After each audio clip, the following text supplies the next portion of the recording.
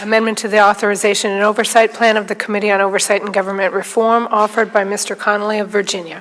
Without objection, the amendment is considered as read, and the gentleman from Virginia is recognized for 5 minutes. Thank you, Mr. Chairman. This amendment directs the committee to scrutinize executive orders to ensure they don't exceed the President's authorities. My friends on the other side of the aisle objected so strenuously to the fact that President Obama was issuing executive orders because they felt that it exceeded presidential authority.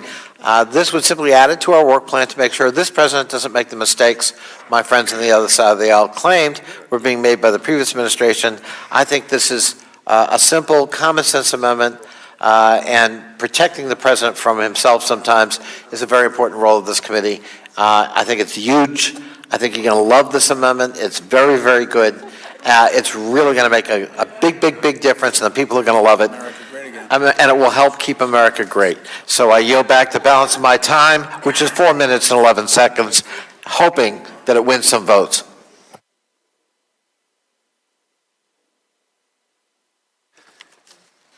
I will now recognize gentleman yields back. I'll now recognize myself for 5 minutes.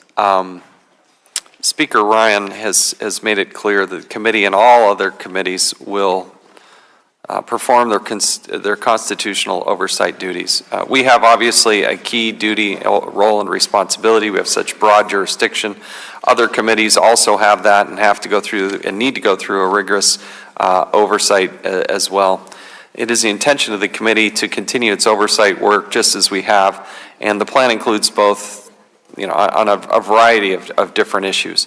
Also wanted to just note, going back to what Mr. Cummings said previously, I do concur with the idea, the notion, the commitment that we have to whistleblowers, that they have a right to contact Congress, interact with members of Congress, and we will fight in a very bipartisan way to make sure that is consistent, that is something that they can do freely and without retribution.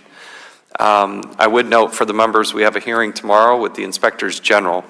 72 Inspectors General, 13,000 people or so on their staffs. We rely very heavily on them to go back and look through and do their job. And that's why I prioritized for our committee to have a hearing with them, and that happens tomorrow. We also tomorrow have a subcommittee hearing specifically about whistleblowers. The ranking member mentioned that, and it's something that I want to make sure that we give that we pay keen attention to. Could I ask the chair a question?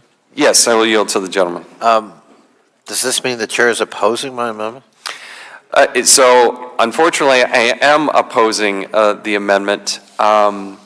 There is a lot, most of which I agree with. I just,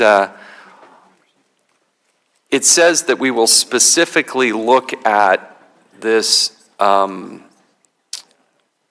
examine the recent, I'm trying to read from the part that I have some concerns with.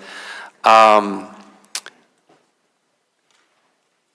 get concerned when we have such specificity on something that I don't know is necessarily true in there, and that's why I have some concerns with it. Each member is going to have to look at it for themselves, but I myself will be voting against it. Can I just... With that, I yield back.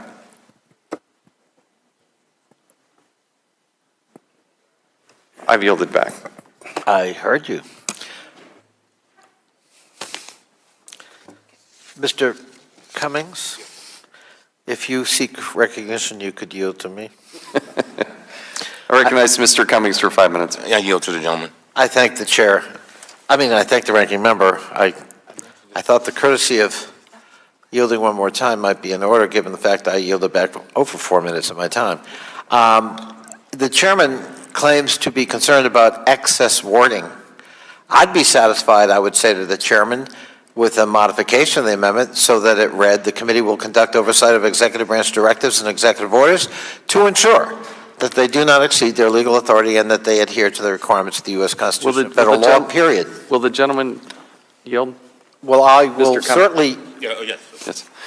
If the gentleman will withdraw his amendment, let's see if we can't work something out between now, and inevitably we're going to have to come back before the end of the day. If the gentleman withdraws his amendment, let me work with him in the And- intervening time and see if I can't find something that, If the gentleman would yield, I'd be happy to do that and work with the chairman to try to find some common ground. I thank the chair, and I do, Gentlemen- I do withdraw the amendment. gentleman withdraws the amendment with the intention of working together to try to find something in the next couple hours before we reconvene. Without objection, so ordered. Mr. Chairman, I have an amendment at the desk.